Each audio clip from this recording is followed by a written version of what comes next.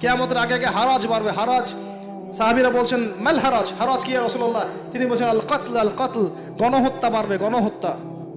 কিয়ামতের আগে আগে খালি গণহত্যা বাড়বে। দেখছেন না এখন সারা বিশ্বের দিকে তাকায় দেখেন। যাই হোক, এই আদ এবং সামুদ জাতিকে আল্লাহ পাক ধ্বংস করলেন। এখন সামুদ জাতিকে ধ্বংস করলেন কেন? অহংকারের কারণে, কুফর শিরকের কারণে এবং মানুষকে পিটানোর কারণে। আল্লাহ বলছেন ওদেরকে ধ্বংস করেছি কি দিয়ে? সয়হাতান ওয়াহিদা। এটা ভালো করে মনে রাখবেন, সয়হাতান ওয়াহিদা মানে একটা শব্দ দিয়ে, প্রচন্ড দ্রুম একটা শব্দ, খালি এই এক শব্দে সবার কানের পর্দা ফেটে ফুটে জান বের হয়ে গেছে। আল্লাহু আকবার। এক শব্দে মানে ওদেরকে আলটিমেটাম দেওয়া হয়েছিল, তোমরা কি ফিরে আসবে? ওরা বলছে যে কি শাস্তি আসো নিয়ে আসো। তখন আল্লাহ পাক বলছেন 3 দিন সময় দিচ্ছি, 3 দিন যা করার করে নাও।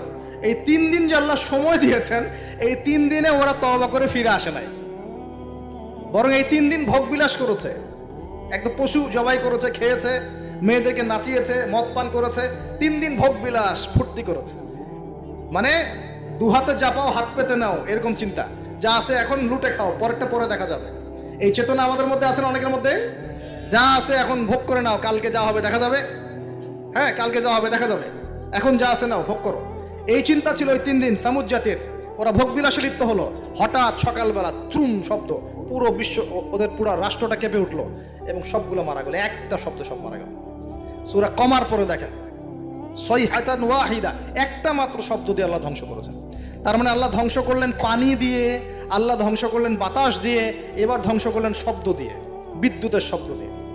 কেন ধ্বংস করলেন? পাপগুলো মনে রাখবেন, অহংকার, কুফর, শিরিক, আর কি হিংসা।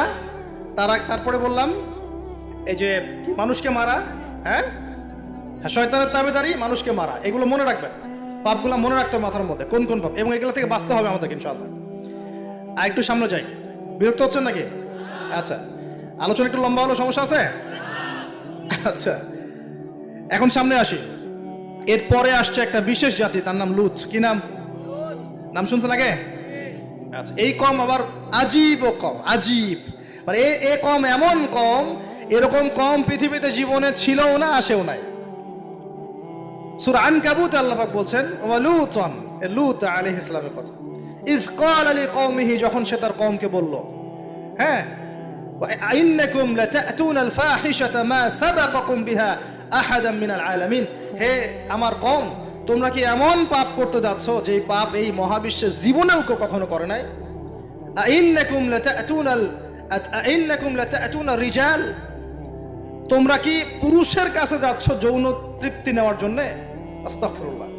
ওয়া তাকতাউনাস সাবিল, আর ডাকাতি করছো রাস্তার মধ্যে ডাকাতি করতো, আর পুরুষে পুরুষে জেনা করতো। বলেন নাউজুবিল্লাহ। এমন একটা অবস্থা, মানে এমন একটা অবস্থা যে আল্লাহ পাক ওদেরকে শাস্তি দেওয়ার জন্য 2 জন ফেরেশতাকে পাঠিয়েছেন। একজনের নাম জিবরাইল আলাইহিস সালাম, একজন হচ্ছে মিকাইল আলাইহিস সালাম। এখন তারা এসেছেন লূত আলাইহিস সালামের বাসায় কিসের রূপ ধরে? সুন্দর বালকের রূপ ধরে। ছোট ছোট বালক দেখতে সুন্দর লাগে না?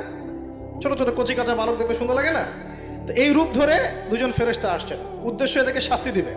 এখন এরা কি করছে জানেন? এরা লূত আলাইহিস সালামের বাসায় গেছে। বাসায় গিয়ে বলছে তোমার ওই যে মেহমান, ওদেরকে নিতে আসছি। এবার লূত আলাইহিস সালাম বলছেন যে হা উলাই বানাতি ইন কুনতুম ফাইলিন, আরে তোমরা যদি চাও আমার মেয়েদের মধ্যে আমার মেয়েদেরকে বিয়ে করে নাও, পারলে তোমরা আমার মেয়েদেরকে প্রয়োজনে বিয়ে করে নাও, আমার মেহমানদের সামনে আমাকে অপমানিত করো না। আলাইসা মিনকুম রাজুলুন রশিদ, তোমাদের মধ্যে কি একজন ভালো মানুষও বাকি নাই? এখন এদেরকেও তোমরা চাচ্ছ যৌনতা নিবারণ করার জন্য? আলাইসা মিনকুম রাজুলুন রশিদ, তোমাদের মধ্যে কি একটা ভালো মানুষও বাকি নাই? তখন এরা বলছে, লূত আলাইহিস সালাম কওম বলছে যে তুমি তো খুব ভালো করেই জানো, ওয়া ইন্নাকা লাতা'লামু মা নুরিদ, তুমি তো খুব ভালো করেই জানো যে আমরা আসলে কি চাচ্ছি। তোমার মেয়েদের ব্যাপারে আমাদের কোনো আগ্রহ নাই, তোমার মেয়েদের ব্যাপারে আমাদের কোনো আগ্রহ নাই, আমরা এই ছেলেগুলোকে চাচ্ছি। নাউযুবিল্লাহ। চিন্তা করতে পারেন? এবার ফেরেশতা 2 জন বলছেন যে লূত তুমি চিন্তা করো না, তারা তোমার কাছে আসতে পারবে না। তাদেরকে ইন্না মাউইদাহুমুস সুবহ, তাদেরকে সকাল পর্যন্ত সময় দেয়া হয়েছে। আলাইসাস সুবহু বিকরিব, সকাল কি কাছে নয়? আল্লাহ বলছেন। সকালবেলা লূত আলাইহিস সালাম তার পরিবারকে নিয়ে বেরিয়ে গেলেন, কিন্তু তার স্ত্রী সে কিন্তু কাফের ছিল, সে ধ্বংস হয়ে গেল। লূত আলাইহিস সালাম চলে যাচ্ছেন, ফেরেশতারা বলছেন ফিরেও তাকাবে না পিছনে, কি হচ্ছে। এবার আল্লাহ পাক এমন শাস্তি দিলেন, দেখেন এই যে জমিনটা, এই জমিনটাকে আল্লাহ পাক ওই ফেরেশতাদের পাখা দিয়ে উঠিয়ে আসমানে ওঠালেন। চিন্তা করেন, জমিন উঠে গেছে কোথায়? আসমানে। উঠিয়ে আল্লাহ পাক আসমান থেকে অঝোর ধারায় পাথর বর্ষণ করেছেন। পাথর বর্ষণ করে ওদের গা সব থেতলে দিয়ে আল্লাহ পাক উল্টা দিকে দাফন করে দিয়েছেন এদেরকে। আল্লাহু আকবার। এটা আপনি ইন্টারনেট সার্চ করলে দেখতে পারবেন যে জর্ডান একটা জায়গা আছে, জর্ডানের আশপাশে এই কওমে লূত থাকতো। ডেড সি, মৃত সাগর নামে একটা জায়গা আছে ওখানে, ওই জায়গাতেই তারা বসবাস করতো, আরবের কাছাকাছি। আল্লাহ পাক বলছেন তোমরা তো দেখতে পারো ওদের অবস্থা কি হয়েছে, তোমাদের কাছেই আছে, বাড়ির কাছেই। কেন হলো এই পাপ? কেন হলো শাস্তি? কোন পাপের কারণে? শিরক কুফর তো আছেই, তার উপরে স্পেশাল পাপ কি? সমকামিতা। স্পেশাল কি পাপ? এই সমকামিতা উম্মতে মুহাম্মাদের মধ্যে ছড়িয়ে পড়ছে কিনা? আল্লাহু আকবার। আপনাদের শহরগুলোতে আস্তে আস্তে সমকামিতা ছড়িয়ে পড়ছে ভিতরে ভিতরে, এবং আল্লাহর আযাব বেশি দূর বাকি নাই। আমার কাছে মনে হয় আল্লাহর আযাব আসতে বেশি বাকি নাই। আসার মতো যোগ্য আমরা আগেই হয়েছি। এখন যেটা টিকে আছে আল্লাহর রহমতে টিকে আছে। যদি আল্লাহ পাক কোনোদিন যাররা পরিমাণ শাস্তি প্রদান করতে চান, তাহলে আমাদের কারো রক্ষা থাকবে না। থাকবে? সমকামিতা ছড়িয়ে পড়ছে, সারা বিশ্ব জুড়ে ছড়িয়ে পড়ছে। অনলাইনে এগুলোকে উস্কে দেওয়া হচ্ছে, অফলাইনে এগুলো নিয়ে আন্দোলন হচ্ছে। তারা এখন অধিকার চাচ্ছে। তাদের রেইনবো ফ্ল্যাগ আছে, 7 রঙের ফ্ল্যাগ, ওদের আইডেন্টিটি। তারপরে বিভিন্ন জায়গায় সমকামিতার পাঠও দেওয়া হচ্ছে। সুবহানাল্লাহ।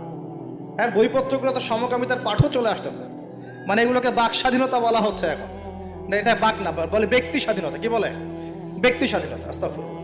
তো দেখুন, এটা এমন পাপ যে পাপ সম্পর্কে নবীজি সতর্ক করেছিলেন। তিনি বলেছিলেন যে আমার উম্মতের উপরে আমি যে কয়েকটা পাপের ব্যাপারে বেশি ভয় পাই, তার একটা হচ্ছে শিরকের পাপ। আমার উম্মত মূর্তি পূজা করবে, আমি ভয় পাই তাদের উপরে শিরকে খফি, গোপন শিরকের পাপ, যে মানুষ এজন্য নামাজ পড়বে, অন্য তাকে ভালো বলবে, এজন্য আমি ভয় পাই। আমার উম্মতের সমকামিতা, আমার উম্মতের সমকামিতা ছড়িয়ে পড়বে। পড়েছে কি পড়ে নাই? শাস্তি আসবে কি না এখন? তাহলে আরো সামনে যান। ফেরাউন এবং তার দলবলকে আল্লাহ পাক ডুবিয়ে মেরেছেন, মারাছেন না?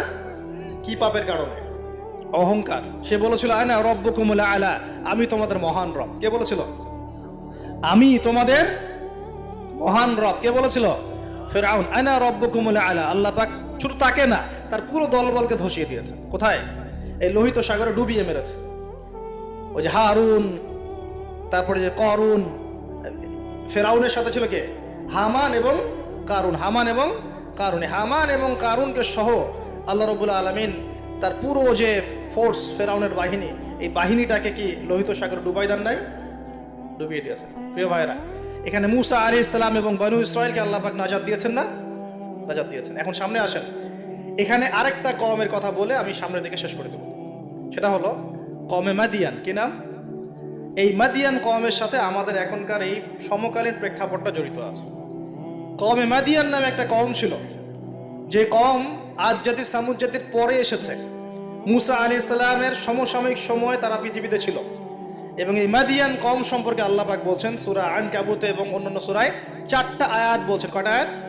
এই 4টা আয়াত আল্লাহ পাক বলছেন ফাকাযযাবুহু, এই কওম শুআয়ব আলাইহিস সালামকে অস্বীকার করলো। ফাআখাযাতহুমুর রাজফাতু ফাসবাহু ফি দারিহিম জাসিমিন। আল্লাহ বললেন এই কওমে মাদিয়ান শুআয়ব আলাইহিস সালামকে অস্বীকার করলো এবং তাদেরকে পেয়ে বসলো একটা ভূমিকম্প। কি পেয়ে বসলো?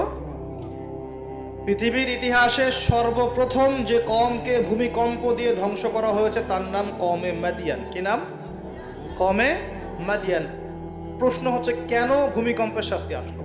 উত্তর, আল্লাহ পাক ওদের কয়েকটা পাপ বলছেন। এক নাম্বার আল্লাহ ওদেরকে বলছেন ওয়াজিনু বিল কিসতাসিল মুস্তাকিম, তোমরা ওজনে সঠিকভাবে মাপ দিবে।